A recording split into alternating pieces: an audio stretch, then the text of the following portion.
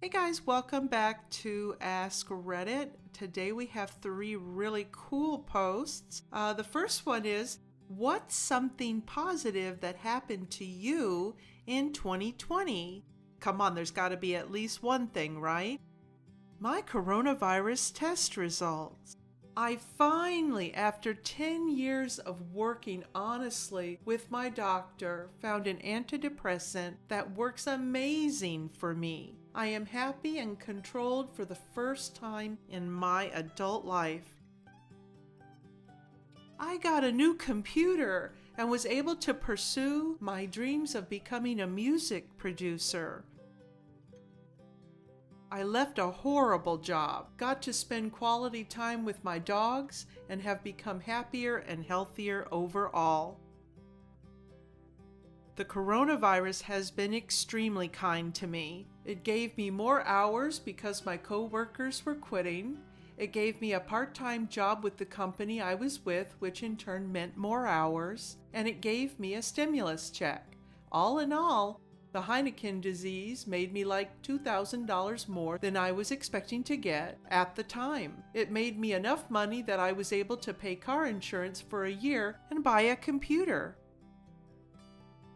My wife and I tried to have a second child for a year, then quarantine happened and boom, we're having a girl. I got my first car. It took me a while to save for it. My dog is so much happier to have me home all the time. Opened up a savings account for the first time in my life because of the pandemic. 29 years old. I got divorced 6 years ago and have been alone since then. Finally met a really nice lady a few months back. We seem so compatible and get along so well. She's asleep peacefully in the other room.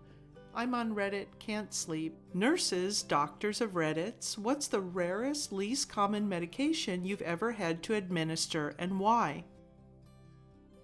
In 15 years of hospital pharmacy, I've twice had occasion to dispense thalidomide.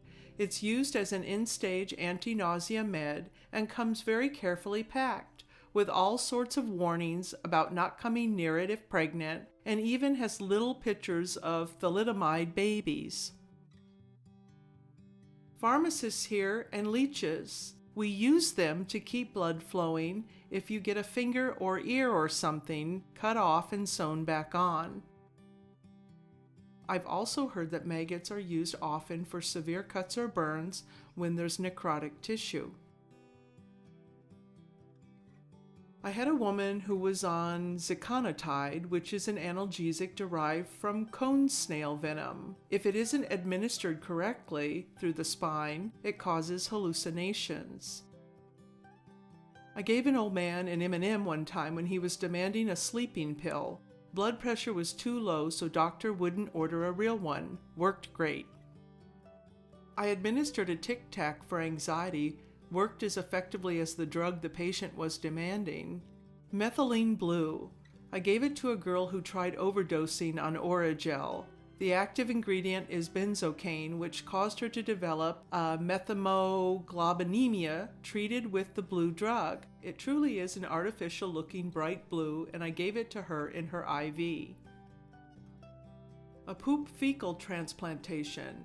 At my first internship during nursing school, there was a patient with a bowel infection caused by Clostridium difficile. A few months before he got treated with broad-spectrum antibiotics for pneumonia, which caused the infection. They tried other treatments to cure the infection, but nothing worked. Eventually, the patient got accepted in a clinic trial for a fecal transplant. One of his kids was the poop donor. After the transplantation, the infection actually cleared up. Vodka because of methanol poisoning. What's the worst thing that's happened to one of your friends? Murdered by an unknown person. There was some extremely shady shit going on at the time. They found her dead in bed with the front door wide open. 28 years on, I still miss her so much. A friend of mine was murdered, shot 14 times. He was left for dead on a somewhat remote road. He was 15. He died of a seizure in the middle of the night. The worst part was he was going to see a neurologist the next day about his sudden onset of seizures. Rest in peace, Tommy. One of my friends just lost her almost 2-year-old child in a drowning accident. She's utterly devastated. My best friend was shot point blank in the head by her husband, and then he killed himself. She survived with no long-term damage. 2 of my good friends, twins, got in a car accident. They were upside down in a wooded area.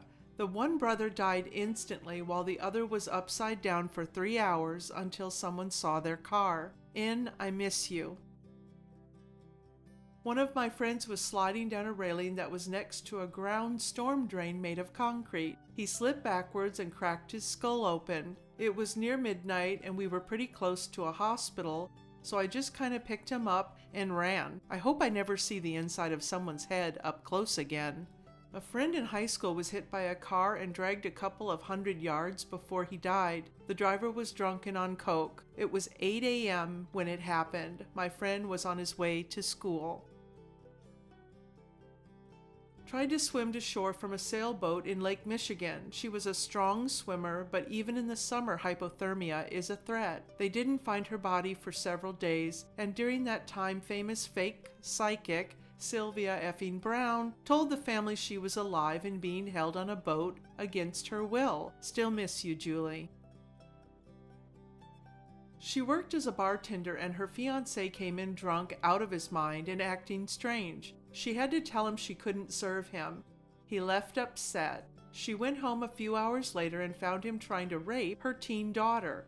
She fought him. He cut open her face from forehead to chin. She said she could see her facial bones. He held them hostage for hours. She knocked him out with a bat and carried her daughter, banging on all the neighbors' doors. Finally, someone opened up and got the cops. He was on the run for a while, but finally caught. Her piece of shit ex-fiancé was sentenced to 58 years. She has a huge, deep scar on her face. Her daughter is still a sweet young lady who has kept a positive mindset. Thanks for listening, guys. Hope you enjoyed those 3 wonderful Reddit posts. Love you and talk to you next time.